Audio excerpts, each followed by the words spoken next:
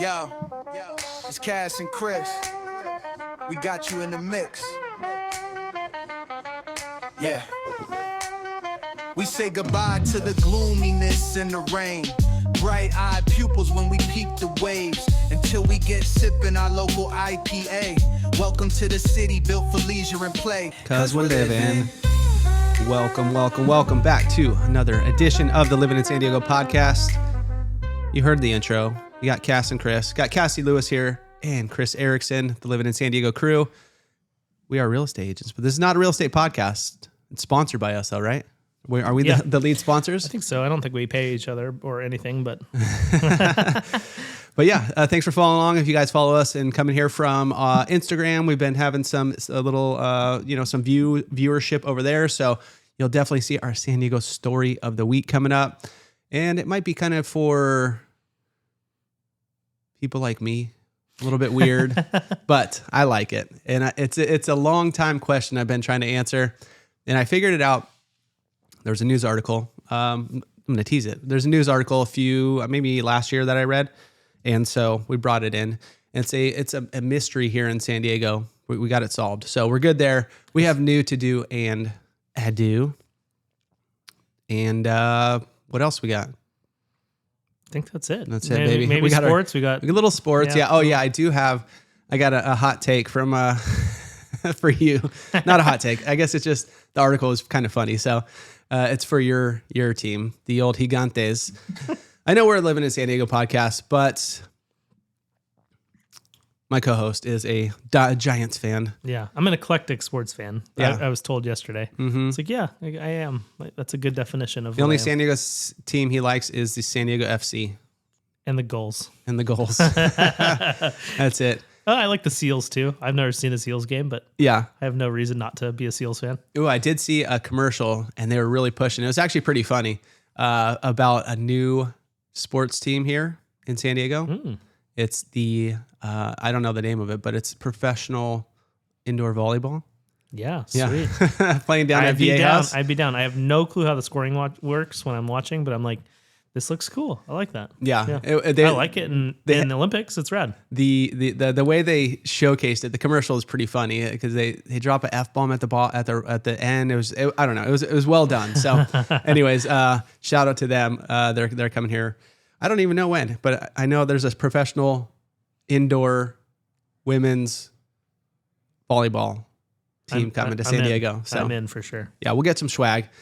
So anyways, yeah, we got it all going on. But yeah, this is where we talk about everything living in San Diego and beyond. We just booked another guest coming up. We'll tease that kind of next week as we get that dialed in. So if you guys have any interest, we've been getting a few reach outs, a few folks who want to hop on. So I forgot there's another one on my Instagram. I got to get back to him. But he did, I forget where he traveled from here to Argentina or something. I don't know. But anyways, got to do a little digging on that one. So let's rock and roll. The to-do was something you mentioned last week, but let's start with weekends. I'll get you rolling first because mine was kind of boring. So, and we're on a timer now. All right. So this weekend, as with every weekend or every week, we mentioned, which I told you there's somebody who emails us like podcast SEO and like what we rank for. San Diego kids sports is or not even maybe just kids sports is we're very highly ranked in that because we talk about it every weekend. Yeah. If you guys don't know, I got 2 kids. Cassie's got 2 kids as well, 2 boys on each side, playing sports all the time, having fun. Cassie coaches a lot, so you hear those stories and stuff. Didn't you say there was? Oh, you got a baseball story. Yeah, it's just wild. Yeah. But we had our first weekend, so anybody here in San Diego knows it's a big time coming up for any competitive soccer people out there. We have State Cup, so we had our first weekend out there. And what is State Cup? Just for those that don't know. 11 months of preparing for soccer for one tournament. Yeah. I mean, but it's like all these other little tournaments and stuff too. Yeah. Okay. Tell you it's all prepping for this though. Like so this is the tournament, the big tournament that everybody's working towards. Yeah. Yeah. Okay. So it's like, so Cam's not going to soccer tonight, or he's going to soccer tonight. He's not going to baseball practice. I still have to go. I have to coach, but his teammates will ask me like, why is Cam not here? He's missing for soccer. Yeah, this is literally he's trained 11 months for a tournament that he has in 3 weeks. Yeah. So yes, he's missing baseball for soccer. Yeah, and the normal soccer season too. Well, I'll get into that in a little later, but that's coming up here soon as well. But yeah, so anyways, we had some fun soccer. It's ours is, you could either go, where, local Del Mar or Oceanside or Temecula or Norco. I know you have a little mix of here and there coming up. So anyways, they did well this weekend. It was great. It's so fun to watch these guys too. Like from where they started, this is my boy's first trek into competitive. So his first competitive team. Some of the other guys have been on there for a while. Loves the team. He was like nervous before, super bummed because he was thinking like, if we don't move on, this is the last time I get to play with these guys. Like they're a real tight knit group, right? Mm-hmm. And luckily, like all our parents are pretty chill and like, so it's like a good vibe. Like nobody's, screaming or, just everybody's has a good time. Like we all hung out down at a Coronado Cup, had a nice little team party after and it's super fun. So anyways, we got a good crew going on. And luckily they won 2 out of 3. So we're moving on. We're in Temecula next weekend, maybe something like that. Nice. Good. Yeah. So get to travel a little bit, maybe one, I guess from here on out, it's single game eliminations. Sound right? That's correct. That is correct. Okay. So 1 game for sure, maybe 2 games, but we shall see how that goes. But anyways, it's just fun. Just watching like an actual team, they're really good playing together. They're really good. They have their setups. They know where kind of everybody is on the field. Their coach has done a super good job about getting them where they need to be and, coaching them during the week. And then, not too much, coaching during the game, but not too much, not taking them out of what they've been practicing, what they've been doing all week. Right. Mm-hmm. So it's like, they kind of know their roles. They know where to be in the build out. They know where to be in a lot of spots. And it's just great. And yeah, so they had 2 games that they won by quite a few. So the last game they were up by however many, it was 5, 6, 7, something like that. Mm-hmm. And so everybody was just playing different positions, like Lincoln was kind of bummed because he got to play striker. Mm-hmm. And then had like a little break or like a little move on the sideline and then broke away. And then it was the end of the game. So he got like, a minute or 2, but, other kids were playing defense who don't use this. It's just really cool. Just mix it all up. They had a good time. The team we lost to was like good game. They beat the team before 11-0. Oh, wow. So, I heard our parents talking like, "Ooh, these guys beat the other team 11-0." And this, I was like, dude, we got a good team, guys. And it turned out to be a super competitive game. We just didn't put it. It was 2-0. Didn't score, but they had their chances. It was fun. So it's super fun to watch. But anyways, we had some break in between the games. So I did that walk around. If you guys haven't been to San Diego Sports Complex over in Oceanside, right by Front Wave Arena, which I think we're going to a soccer game this weekend, actually. So we'll report back on that. But have you ever done the lap around the outside? Just that dirt path? Yeah. Just kind of like the whole thing around. I don't think so because we've always just been walking straight to the field and out. Yeah, we had like a 2-hour break, so got some food, got some breakfast burritos over there, cruised around, and they were, some people went home, some people went here. My crew went back to the car to kind of relax and get ready for the next game. And like back to my Vegas story, I think I had a little more than a cold, like I was telling you. I was just kind of out of it all week. I still got my work, stuff I need to get done, my workouts in. It was just kind of very lackadaisical, but let's just say there was no extracurricular. There was no extra credit for me last week. It was just like, get done. Okay. Low energy, not great. Still got workouts, but I was just in the house a lot. So I was just like, I need to move. So I did a lap, kind of timed it around. That place is huge, right? There's enormous. 30 something fields, maybe. Yeah. Probably something around there. And it takes about 20 minutes to walk around the outside. Yeah. So I took one lap, turned around, did back. Yeah. There was one time where we were on the field 24 or something like that. So the furthest back field you could go. Yeah. And I clocked it on my watch and it was a mile from our car to the field. Mm-hmm. So talk about a warm up for the kid. Well, I mean, I think I dropped Cam. I think I dropped the family off, and then I went and parked, and then walked it. I'm like, oh my god, this is insane. Get some steps in, dude. Yeah, if you get the backfield and you get there late or parking on the latter part of the day, you're back there. It's insane. Yeah, I like it. I like that place. Other than $20 parking, but anyway, so did a lap around, but the smell there, right? Yeah, it's mulch. Yeah.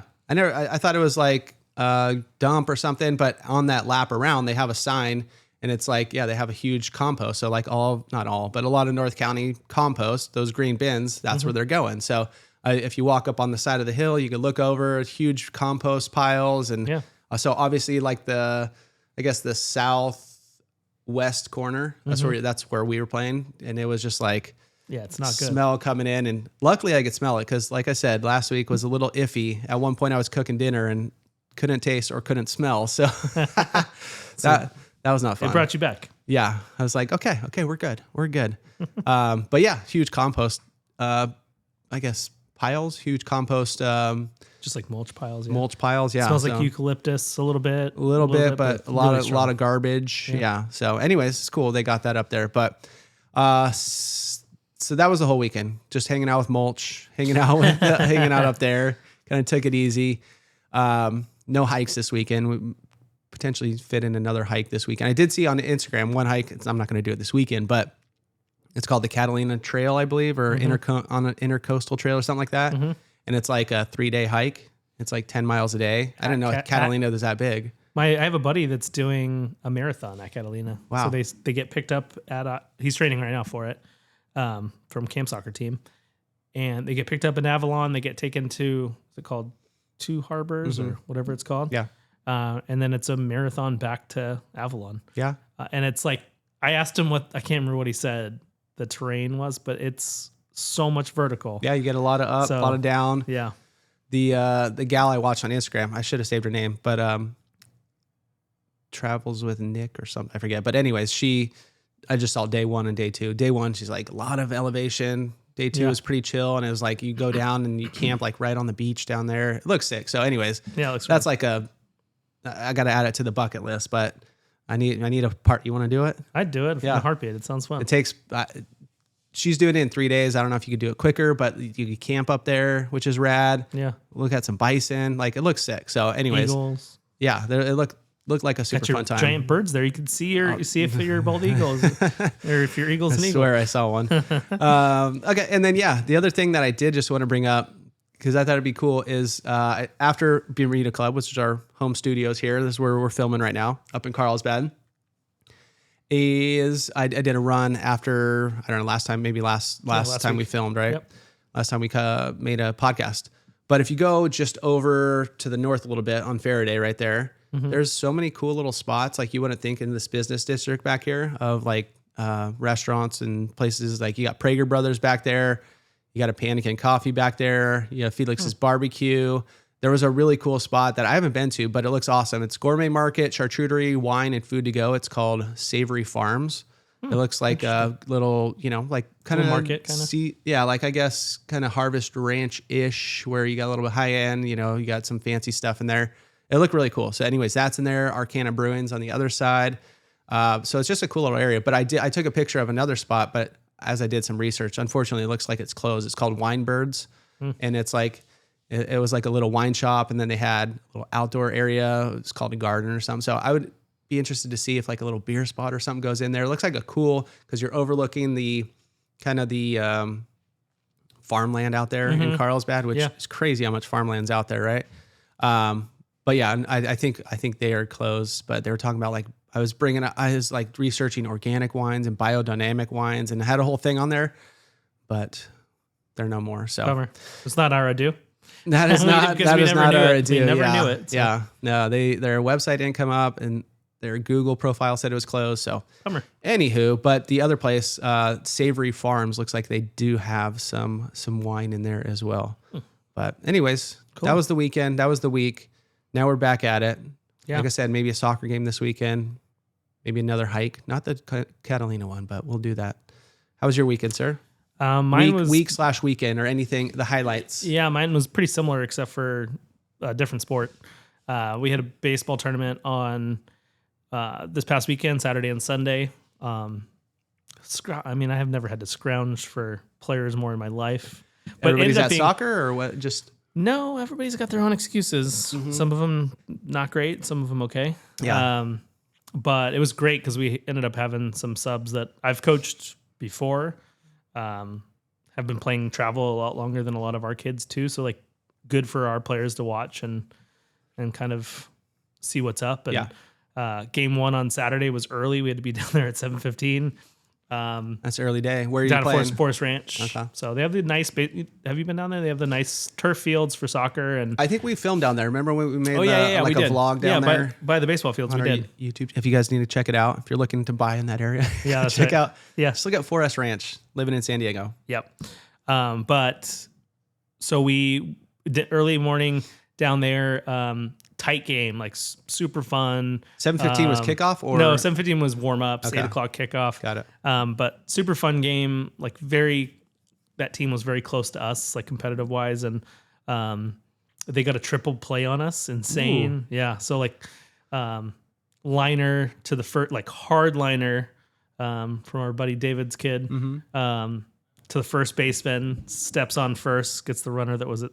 We had runner at first and second. Yeah. Steps on first, gets the second out, throws it to second, gets the third out. So a legit triple play, like not a little league triple play where you like run around and tag everybody. Yeah. This is like a legit triple play. They're going to be playing that, like the replay, like all last season. The Padres played the triple play against the Dodgers. To end the season. Every commercial. They're That's like, right. what? Saw that 2,000 times. That's right. So anyway, gets to the last inning. I can't remember if it was 3-3 or 4-4 going into the bottom of the seventh. First off, were they super excited? They're like, everybody's like, oh yeah. We even awesome. Were like, we all thought it was rad. Yeah. I mean, I was like, grabbing my head, like, why is our runner from second so far off? But it is what it is. It's like, hard. It's tough. That happens. Yeah. And there was no reaction time. Like literally the hitter hit it so hard that it was like instantly in the first baseman's glove. Yeah. Like not much you could do. Yeah. Anyway, bottom of 7, tie game. We're up to bat. All we need is a run to win. And this field doesn't have fences, but they put cones out. So with like mesh or something, or just you just kind of know where the end is. Yeah. So a ball over the cones, like if it lands over the cones, is a home run. A ball that rolls through the cones is a ground rule double. Okay. Just because otherwise it would roll forever. Yeah. And first batter definitely swinging for the fences. Doesn't quite get there, flies out to right field. Second batter comes up, first pitch, drives one over the fence for a walk-off home run. Nice. Which in this type of baseball, like I have not seen. It was incredible. Yeah. So fun. Boys, meet him at home plate. Yeah. And I'm going ballistic. They're going ballistic. It was rad. Little walk-off. Yeah.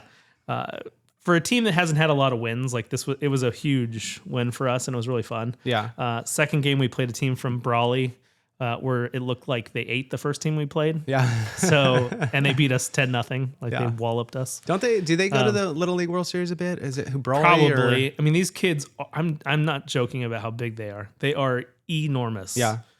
So anyway, that wasn't much of a game. But Sunday morning we played same field down Forest Ranch, in the silver bracket, and played a team from El Centro instead. So another Imperial Valley team. I was looking at Brawley. I was like, where is Brawley? Imperial Valley. It is out there, dude. Yeah. It is.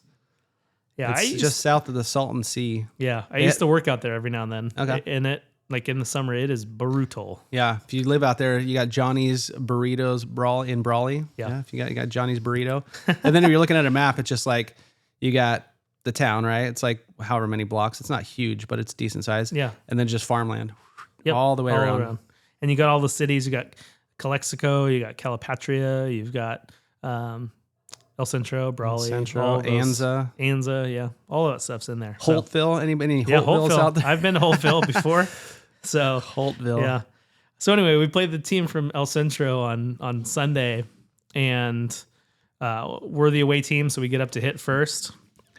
I am not joking. The kid that we were facing on the pitcher's mound threw 70 plus miles an hour. And our kids are used to like mid 50s, low 60s. That's kind of like average for a 13-year-old arm. Yeah. This was insane. And he was like pinpoint accuracy. I don't think he had a ball in the dirt. I think he might have had like one pass ball. It was all in the strike zone. And he faced 19 of our batters. He walked one in the first. And in the 6th inning, his last inning of pitching, Brian,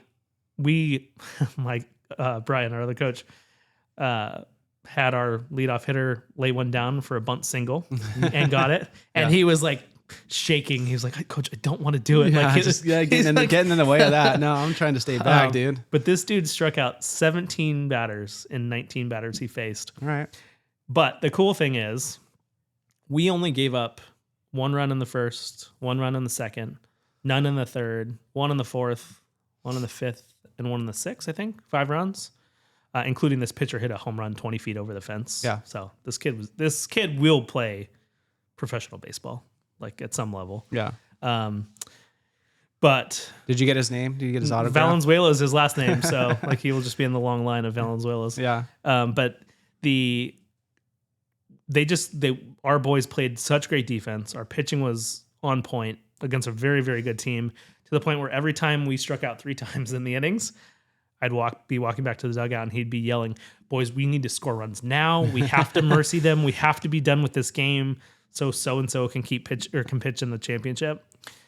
And we did not let that happen. Yeah. And we burned him and made him go almost the distance. He threw 80-something pitches in 6 innings. So even striking out all those guys, like we worked the counts and the boys did great. Had the tying run at home plate in the 7th inning against the new pitcher. Couldn't quite do it, but lost 5-1. But they lost in the championship. So happy campers. So we played spoilers just by making this pitcher have to go. They thought from inning 1 that it was going to be a quick game. He was just going to mow us down. They were just going to score 10 and call it good. So it was very, very, for a loss, I was very proud of our boys. It was so fun. Nice. Yeah. I'm just making notes on your weekend, so I know what we have later on. Yeah. So it was just fun to see. Boys never quit too. Like the fact that they battled in that 7th inning down 5 runs was rad. Just came up a little bit short, but it was a fun weekend of baseball, and that's pretty much all we did. So it's just like watching, like a dominant, some ace just has a dominant game, and you're just like, it is what it is. Get him out of the game. Yeah. Get me to the bullpen. Get to the bullpen. Get me to the bullpen. Yeah. And the bullpen guy walked a couple guys. Yeah, he gave up a leadoff single. That's where you win. Yeah. So it was cool. It was a very fun game to watch, even though every time I'm walking back to the dugout after 3 more strikeouts, I'm like, what is going on here? But all the boys after the game were like, when we were saying good games and giving high fives and stuff, I heard all of them say great game pitching, awesome pitching. Yeah. Like it was crazy to watch. I'm glad that he was accurate and not wild at 70 miles an hour. Yeah. That'd be a little tough. Yeah. So anyway, but it was a lot of fun. It was a great baseball weekend. Good. Now back to focusing on soccer. And now back to soccer. Yep. So it was a good one. Love it. Nice. I'm just trying to open this link here. We're back at it, guys, trying to open this thing. Chris will learn iPhones at some point. Well, here's here. the thing, right? You click on it, should open open the link. That makes sense, right? Why do I have to do 2 steps? It's a 2-step process. Okay, it's open. Look. Why can't I just hit the first one? All right. So that was your weekend. Anything else? No, that was pretty much it. All right. Well, since we're talking about baseball, how about little Padres and Dodgers? The Dodgers suck. I'm not talking about the Dodgers. Those guys are the worst. Padres and Giants. So first off, the Padres, I just saw this. When did it come out? 23 hours ago. Padres are predicted to sign a $15 million Cy Young winner, World Series champion amid the Yu Darvish saga. Do you know who it is? Is it Verlander or Verlander? Yeah. Verlander. Verlander, yeah. You can have him. I mean, he was fine. Last year, he was fine. He got snake bit by our bullpen like 5 times. Yeah. But it says Justin Verlander wants to pitch again. Common logic would point towards the 42-year-old former Cy Young winner landing on an established contender, which a lot of folks would read the New York, LA, or Philadelphia. But the San Diego Padres remain right in the thick of contention on a yearly basis, and AJ Preller desperately needs cheap innings to solidify his rotation. Verlander pitched 152 of them last season with a healthy 3.85 ERA. Obviously, he's nearing the end of his career. If Yu Darvish leaves, we definitely need an arm. I don't know if we want a 42-year-old Justin Verlander though. What's his track been? Where's he been? He was hurt a couple seasons in a row before we got him. Yeah. And last How long year, was he on your team? Just one season. Okay. Yeah. He was fine last year. And literally, I'm not joking. Like there were, I think, Ryan Walker, our closer, quote unquote, for last season, blew 3 saves where Verlander pitched like 6 or 7 innings and did fine, or probably 5 or 6 innings. Let's be honest. But yeah, he just had really bad luck. He had kind of a slow start, but yeah, he was fine. Like he's not gonna be a Cy Young this year, but he's steady, and he was really good with the pitcher, like the young pitchers. He was really good with them, like a good 4 or 5. Yeah, somewhere in there. Yep. All right, I guess we need somebody. So we shall see. What do they call you, Darvish? The professor?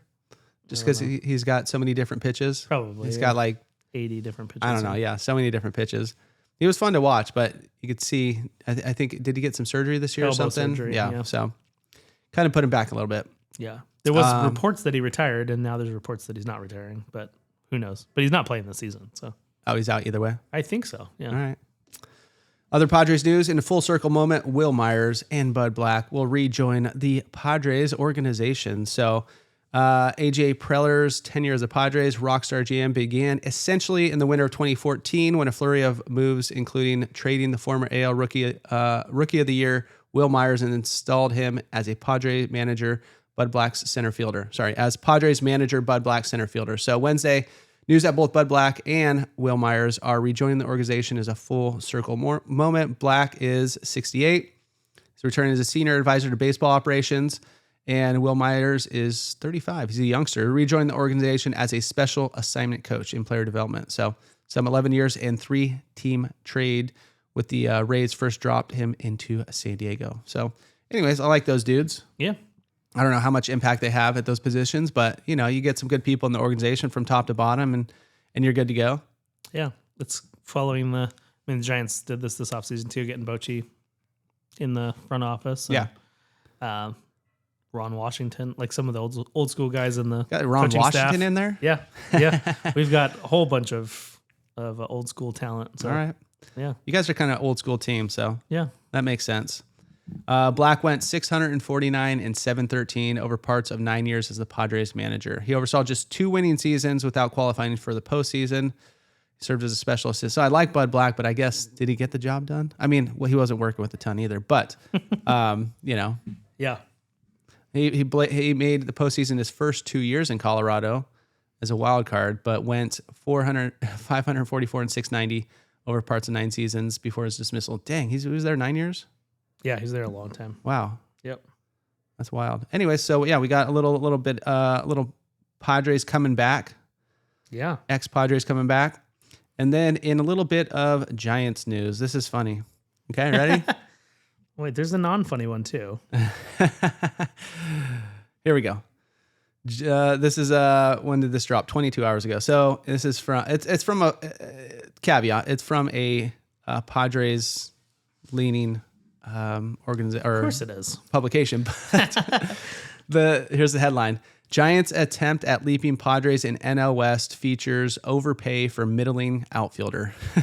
So, overpay. I just pulled it up to show you that it's not overpaying. Hey, it is. Harrison Bader is headed to the Bay Area on a 2-year, $20.5 million deal pending a physical, and Bader can absolutely pick it in the outfield. If your 2025 outfield defense made pitchers consider early retirement, adding a legit glove is a real upgrade. So, yeah. I think we had one of the worst outfield defenses in baseball last year. Yeah. So it'll move Jung-Hoo Lee to right field probably, and Bader will be our center fielder. But so he's getting 2-year, $20.5 million contract, so 10 and a quarter a year. Did you switch the thing? Is it on you? Yeah, I did. Okay. Yeah. I want to make sure. I got to get these clips, dude. So he's making $10.5 million this year, right? Yeah. What did we learn last week? Tucker's making $60 million a year. Yeah. Tucker had 22 home runs last year. Bader had 17. Yeah. Tucker had 70 something RBIs. Bader had 54. I would pay $50 million less to have Bader than I would to have Tucker. So anyway, that's just my. I don't know. Is take. that extra $50 million worth 25 extra or 20 extra RBIs and 5 more bombs? No. Depends on where they came in the season, right? No, there's no chance. That's why baseball's broken. Well, we'll see. We'll see. It'll be fun to see who has a better year. I hope your guy has a better year, actually. Yeah, that'd be good for all of us. The Dodgers suck. are no bueno. All right, real quick, NFL rehash. What were the games? I don't even remember. We were at soccer for the first game, so I was literally listening to. I like to listen to it on the radio, but in between games, I had it on whatever Westwood won or whatever. So was that the Rams? No, that was first one was the Denver, New England. Yep, Denver won. Yeah. No, New England won. Sorry, New England won. It was at Denver. That's what I was trying to think of. See, and it had like a full-on snowstorm. Yeah, that's what it sounded like. I mean, they were talking about the kicks and this, had a 46-yarder, missed it, this and that, but I never actually saw the game. Yeah. I don't think so. No, I think it ended. We listened to it on the radio on the way home, too. Everybody's bashing New England this morning, too, because they had the easiest schedule since like 1980-something. Just that they only beat one team over 500, which was the Bills. Yeah. And then the Bills came back and beat them later in the season. And then to get to the AFC Championship game and play the Broncos without their starting quarterback. Yeah. So it's just another lucky. You still got to make it, though. Still got to win those games. But then they only scored one touchdown. Yeah. Like it was just such a. Well, I know. That's why I was thinking, like, if I was in Vegas that weekend, I was taking the, it had to have been 4.5, I think. 4.5. Okay. I think like 6.5. But I would definitely take New England. And then would they win by 3? Yeah. Yeah. Backup quarterback. Even though I think didn't they drive down on the first drive and score? Because I looked at the score right when it started. It was 7-7. And it was 7-0. I was like, all right. But that was the only team they scored, right? The whole time. I think I turned it on. It was 7-7. Yeah. It ended up being 10-3. 10-7. Or 10-7, I mean. Yeah. 10-7. Yeah, they lost game. points. It was 10-3. Yeah. Right. It was 10-7 at the end. Second game, Seattle and Rams. Yeah. St. Louis. Jeez, I'm all over this the is place your sports corner here, guys. This is what you tune in for, right? I was talking to Brian, our inspector, yesterday about the Rams because he grew up in LA. Yeah. Was a Rams fan. Then they left and they're back. And he's like, I guess I'm a Rams fan again. But he's like, I have such bad taste in my mouth that I'm like, so that's why I said St. Louis. I've just had it. That's what my brother-in-law is. He's I guess, LA Rams fan. He was a Charger fan.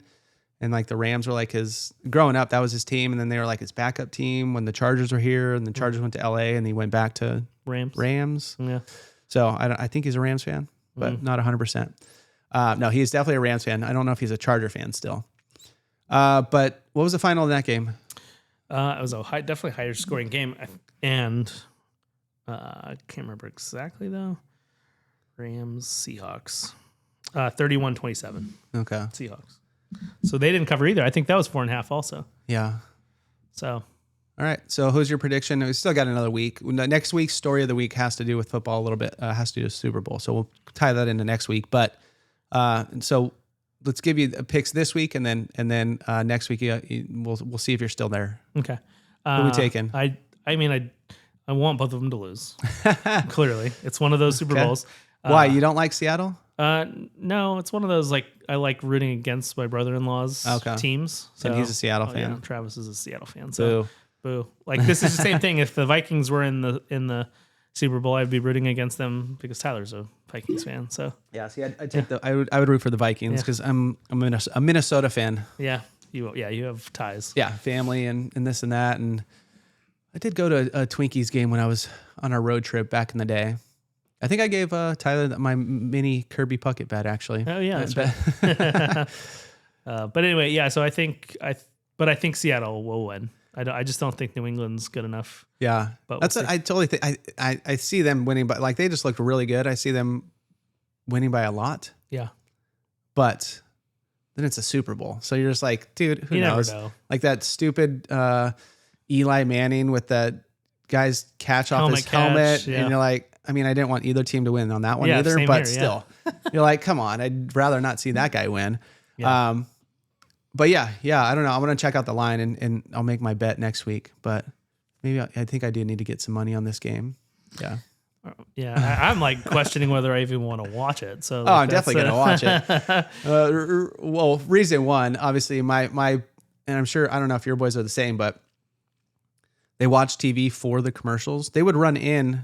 I was watching the second game. They'd run in when they heard the game stop and the commercials come in. Mm-hmm. It's like my kids. It's like the worst commercial. What No, do you guys... my kids complain about commercials like to no end. My guys love them. I don't know. Another prescription commercial. They're like, oh, wow. Ooh, Wegovy. Yeah, whatever that is. Wegovy.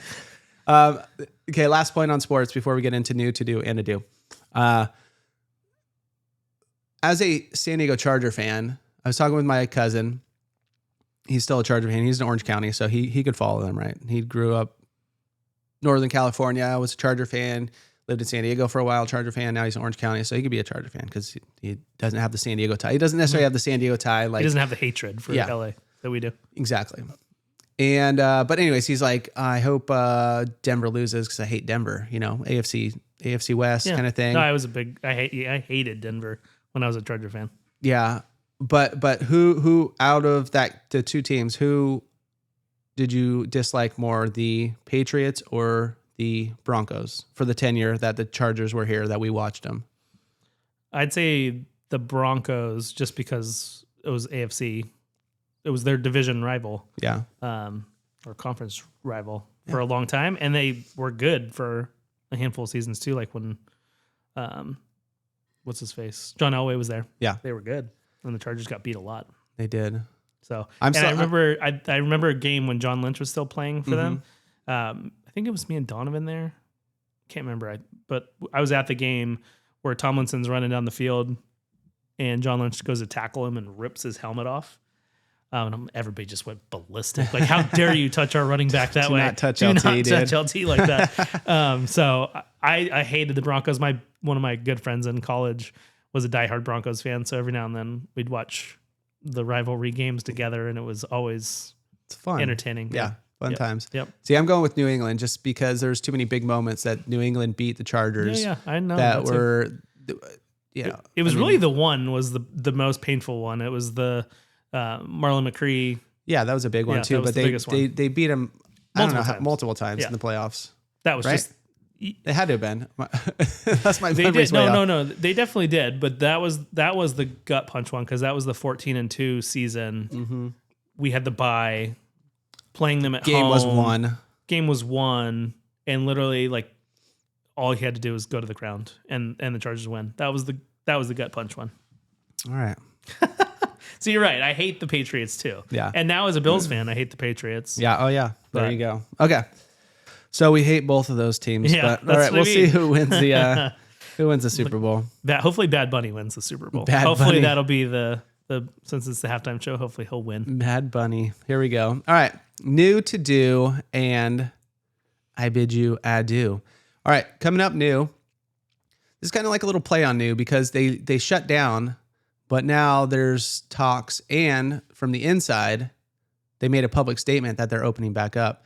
San Diego's historic Las Cuatro Milpas finally makes a public statement, says it will reopen in a new location as the historic Barrio Logan building sits abandoned and defaced. And they have a picture of the front. It's just like, they still have their sign up there, but it's like graffiti on the front. Just looks all, like obviously nobody's there anymore. So anyways, after weeks of silence and mounting speculation, Las Cuatro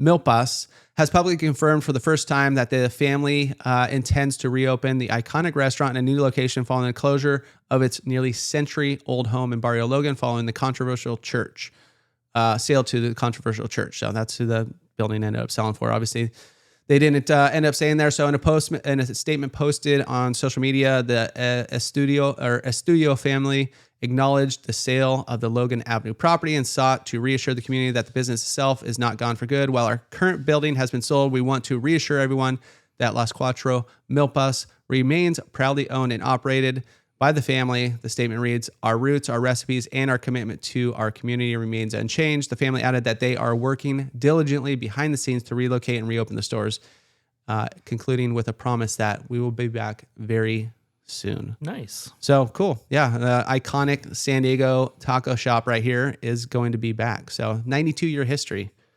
That's a long time. And it is so good. I've never Definitely. been. Oh, it is. I've just heard the lore. So legit. Yeah. Yeah. I wonder where I'm assuming they'd probably be somewhere in that zone, somewhere down there. It doesn't seem like they don't have any indication on where they're going to be here in this article. Mm-hmm. North County would be great. Yeah. Come on. That'd be sick.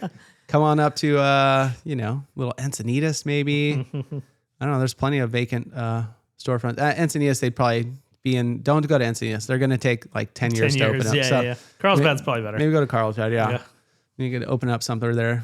Maybe next to Tip Top where they have that extra space. So, all right. Nice. We figured it out for them. There you go, guys. And then I have one more new because it's important. This one's important because, see, can't click on it. Look at there we go. God dang, this thing sucks. Okay. This one has to do with anybody flying here in San Diego. The day has come. Southwest launches assigned seats and shakes up the boarding process. So I saw a clip. They were taking down all the... You could have done this Adieu. You could have been open seating Adieu. I know, but it's new now. It's new. There's no more open seating because I already had a new as well. But for loyal Southwest Airlines flyers, it's the first day of the rest of their lives. Tuesday kicks off a new era of the Dallas-based carrier. It's a day the airline officially bids farewell to its famous first-come, first-served seating policy and one-of-a-kind boarding process. So from this day forward, Southwest will have assigned seats on every flight, no more boarding, and then hunting around for the best open seat. And I saw the post, maybe CBS or somebody was in the airport and they were taking down all the A1 through 30, all those posts because obviously they don't need it anymore. So how much more seating there'll be? Yeah. And from what I hear, my wife looked it up. Flights are going to be a bit more expensive too. So just anybody. Maybe it'll change too. Maybe like after things kind of calm down. Yeah, I don't understand why it would get more expensive. Because maybe they just made it expensive. Now it's expensive for everybody. Whereas before you can get this seat, don't worry about it. You're in B somewhere. And then, A1 through 15 is paying additional and the next people and the priority and all that stuff. I don't know how it works, but let's be honest. It kind of got crazy, like to the point where if you checked in at the time, like the second after check-in happened, you were like B45. Yep. Like it got stupid. Like I think if they would have stuck with how it was like when we were in college and you could check in and be A1, it'd be fine. Yeah. But the way they now you gotta pay a lot for that, or you did have to pay. Yeah, which is just stupid. Yeah, it was always a race. Yeah. You're like, okay, I have my flight at 1:45. So the day before, no matter where you are, you're on vacation. You're like, your alarm goes 1:45. All right, hit, refresh. Check in. We got A60, but you guys got B1 through 3. So it's like, see you guys. Yeah, bye. I'm going in first. Like when we did it last time, me, Lincoln, and Julie got A's, and, 58, 59, and 60. And Brewer got B1. So we were able to get him in. We got him in. But the new airlines revamped fares are going to be basic, which is basic economy. Seats assigned at check-in. So that's kind of like Spirit. Choice, you got a standard seat selection. Choice preferred, standard seat selection, including the front of the plane, or choice extra legroom seat selection. So who cares? Yeah. Want to get away ended last year. I don't know. Yeah, we'll see. We're flying Alaska. Never mind. I was going to say we're flying up to San Francisco in April, but Alaska. All right. You're bringing us our to-do. Since, bring it up on there. Do you have it open? Oh, yeah. No, I don't have it open, but I'll get it.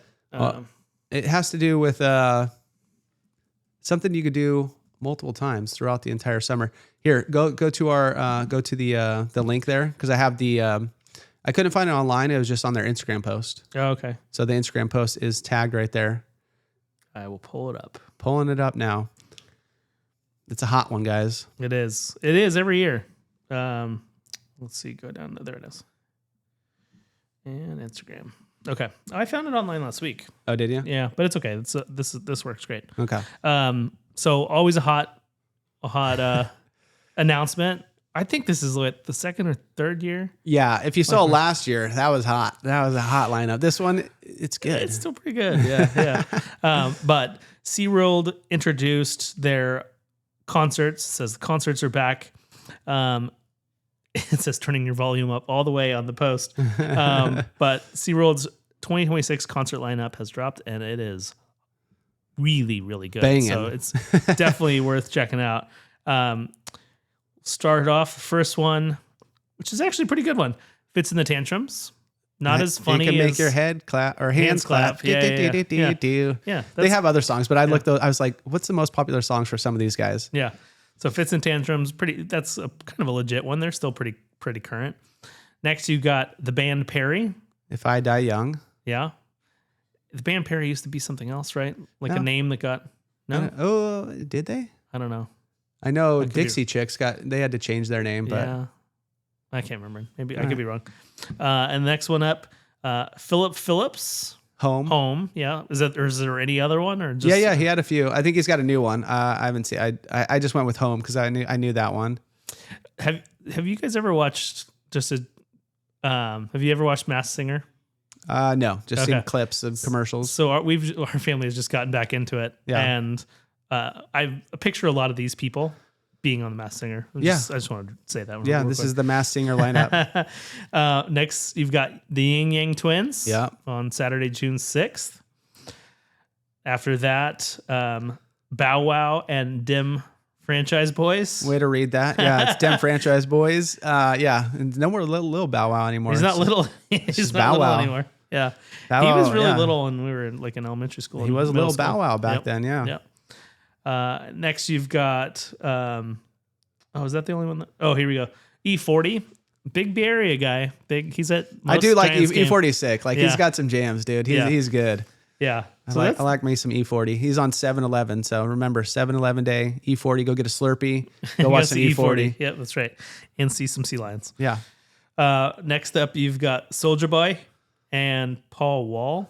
I don't know Paul Wall. You don't know Paul Wall? No. Yeah, I think he's a Texas-based rapper. Okay. Got like gold, not gold teeth, like diamond teeth. Yeah, he's got some. I think he was on one of the jams, maybe a Kanye song. Drive Slow, Homie. Okay. It's a pretty sick song actually. Drive Slow, Homie.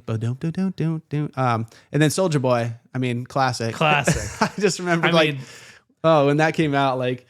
I just remember we were at like Millersfield down in PB. I don't even know if Millersfield's down there. It used to be Uno's in Millersfield. Anyways, it was like a bar, and that came on, and like everybody goes nuts. Well, I think Julie was doing like she knew the whole dance and stuff. So I just see that in my head, dude. It's so funny. I mean, that era of artists love to say their own names. Yeah, it was a lot of Soulja Boy. Tell them. Yeah. So.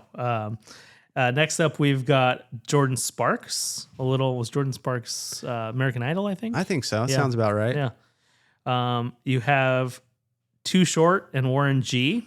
I mean, Too Short's hot too. Like the first time, like you hear some of these songs now that kids are singing, and then you listen to like Too Short. I remember my buddy Terry back in high school. We used to 3-pack his car. I think it was me. I'd sit in the middle, and then a lineman who used to play football, Clint, was on the right, and we'd just bump Too Short. We'd have the windows down, but the heater on. You got to have windows down, heater on in the cold mornings. But Too Short rolling up to San Marcos High, and like just say it's a little graphic. There's some good songs. Just 16-year-old kids, 15, 16-year-old kids just jamming to that. Love it. Funny. Love it. Next up, you have Saliva.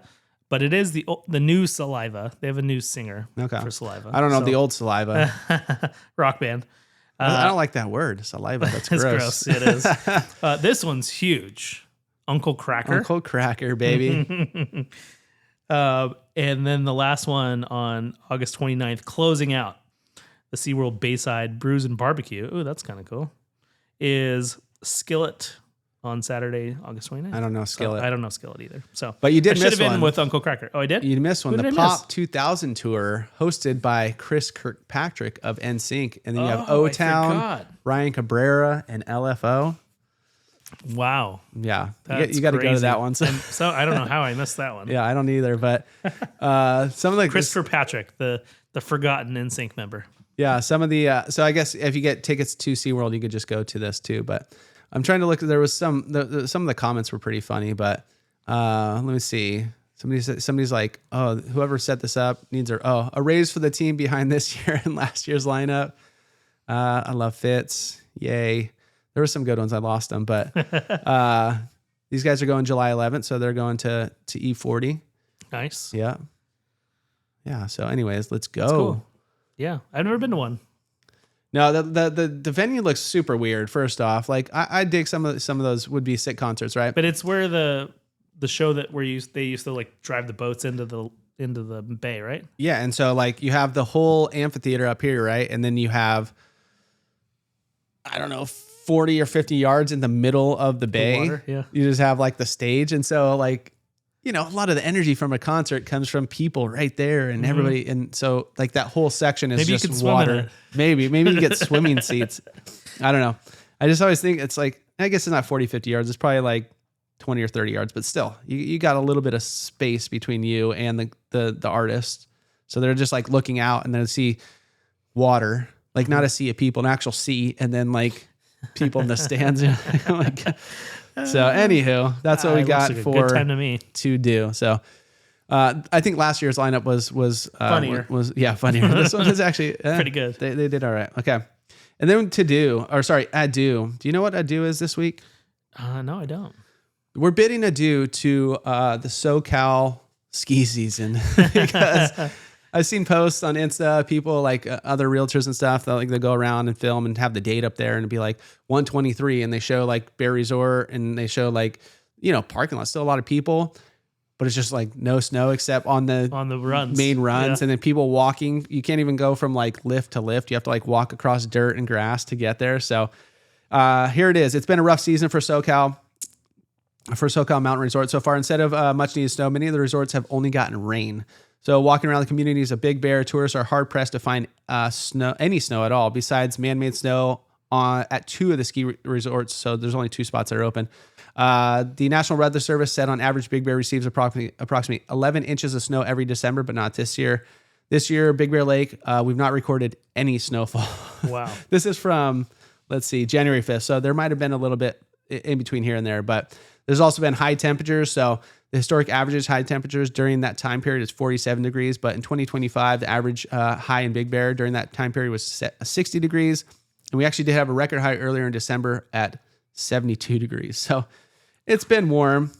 It's been empty. And people still go up there because you're like, I had this weekend planned, so I'm going to go up. But it doesn't look like much snowboarding or skiing is going on. You might want to just drive like 4 more hours to Mammoth. Yeah, how much do they have? They have a decent amount? Yeah, way more than that. Yeah. The snowpack levels across Big Bear Lake are currently, this doesn't seem too low, but I don't know. I guess it's somewhat low. It's currently 67% of normal. So Big Bear Lake annual average snowfall is 98 inches. And it's well below that. So the last 72 hours, the only two mountains that are open are Bear Mountain and Snow Summit. The ones that are not are, what are the other two? Snow Valley and what's the other one? There's 4 up there, right?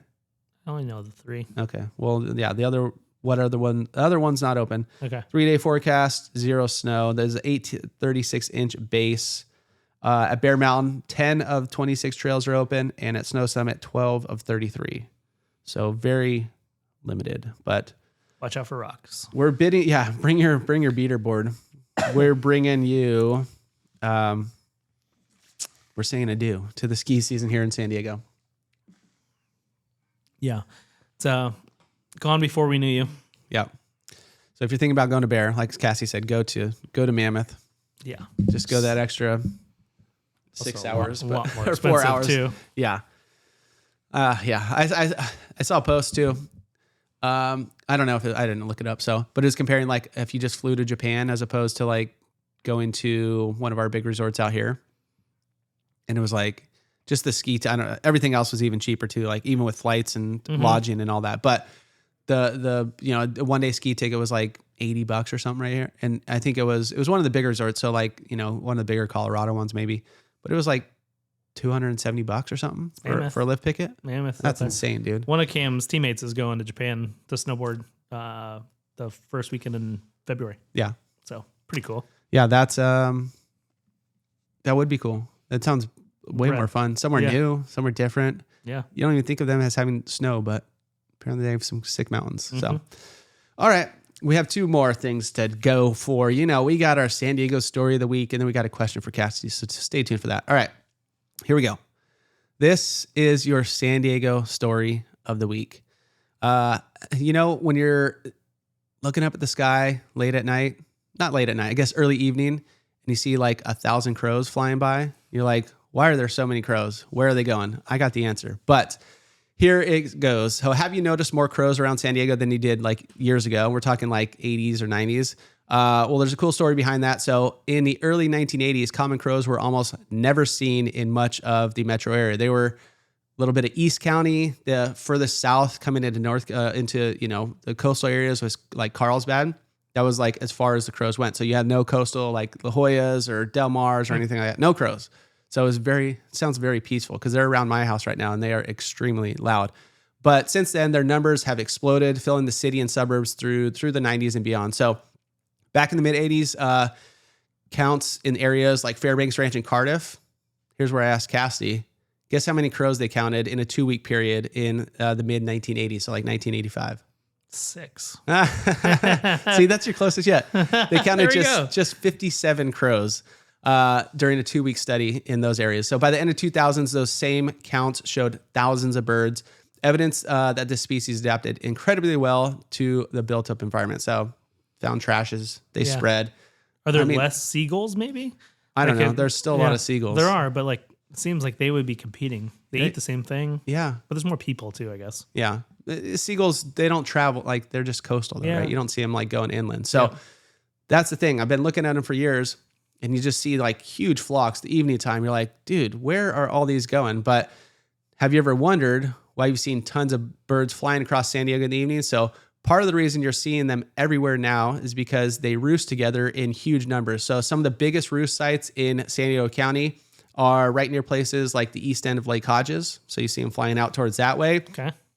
Around Plaza Bonita, the mall down there, kind of like there's like a little river area going through there, Sweetwater, Lake Murray, and they have a few other roosts. So every evening, these birds flock, swoop in, and settle into the tall trees, then spread back across the town in the morning. So like, let's go hang out, let's go party.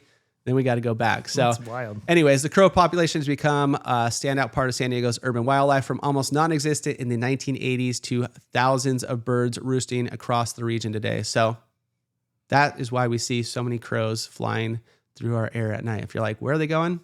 Now you know. So Rad. I don't know. Love it. It's just like, I don't know. This is a good throwback to our original podcast where we would talk about what is a group of that was our question of the day. Yeah. It's a murder of crows. Mm-hmm. So that one's pretty well known. Yeah. Yep. There are a lot of murders of crows. A lot of murders of crows. All right. And you guys could go see that story over on Instagram. So, and other stories as well. But last but not least, we got Cassie's question of the day. So this week, since it is sponsored by the Living in San Diego real estate crew, which is actually our crew as well. Yeah. Right. That's us. So it's sponsoring us. Yeah. Okay. We're very supportive of ourselves. We are very supportive of ourselves. So we love for you to be very supportive of us as well. Hit us up. hello@livingin.san-diego. But okay, what's one San Diego neighborhood that people overlook now, but you think they'll wish they bought in 5 years from now? That's a good question. Thank you. I'd say probably somewhere like in, I don't know, maybe Vista or something like that. I don't know a specific neighborhood, but we need a neighborhood. Yeah. Or maybe even like Rancho Tesoro, Discovery Lake. That's probably a good one. Yeah. Like that's a pretty, because prices are still not crazy. That community is just growing. Like everything's growing around it. Oh, so, I'd say, can I clump those in together? Yeah. And call that good? Vista or Discovery? Or no, Discovery or Rancho Tesoro. I switched. Okay, yeah, that's the same. So we're looking Southern San Marcos, 92078. You're looking at like where all the new North City construction, all that's going on. Yeah. That's definitely, as they build that out, as it becomes, which we're claiming, it's going to become the new downtown of San Marcos. It already kind of started with, they have the farmers market there every week. They have car shows. They have a couple restaurants, a few new restaurants. Yeah. In a recent video, our YouTube video is actually dropping in 2 weeks about places, areas around San Diego that are about to explode. That's obviously one of the areas, right? Yep. Tune in for the other two because those are going to explode in interesting ways as well. not necessarily, well, growth, but in different kinds of growth. Yeah. So anyways, yeah, that whole area is just, I think as 222 North City, that's that huge new complex, or that whole huge new apartment building over there. They have a ton of retail on the bottom. And I was reading, I mean, just in that little area too, you have the ice cream place, you have a little cookie place, they have Sushi. wine spot, Draft Republic, you have sushi spot, you have coffee, Buena Forchetta, or Buena Forchetta. I forget how our Italian friends say it. I think Forchetta. Yeah, I think it's a anyways, you have Buena Forchetta. One of those things. But then there's I forget exact. I think it was like over $1.3 million, 1.3 million square feet of retail space. Wow. That they're going to have in North City. That's a lot of space. So it's just going to come up North City. It's going to cross over Twin Oaks. It's going to go. There's more commercial at the bottom of the Hill District. So, and then obviously the Hill District, new homes up there. Yeah. But with all new infrastructure, it's more desirable. You got more money going in there, better schools, more, stuff to add. Obviously all that area is going to be new. So all the roads are new already. You got the hospital up there. So yeah, I think that's a good call. Thank you. Appreciate it. Good question. Good call. Good call. So yeah, buy there now before it's too late. That's right. But anyways, yeah, thanks for tuning in, guys. I'm Chris Erickson. You can follow me over at I am Chris Erickson over on Instagram. You have Cassidy Lewis at Cassidy Lewis RE. And our Living in San Diego podcast is Living in San Diego, LIVIN .in San Diego over on Instagram as well. So come say what's up, and we'll catch you guys all next week. Adios.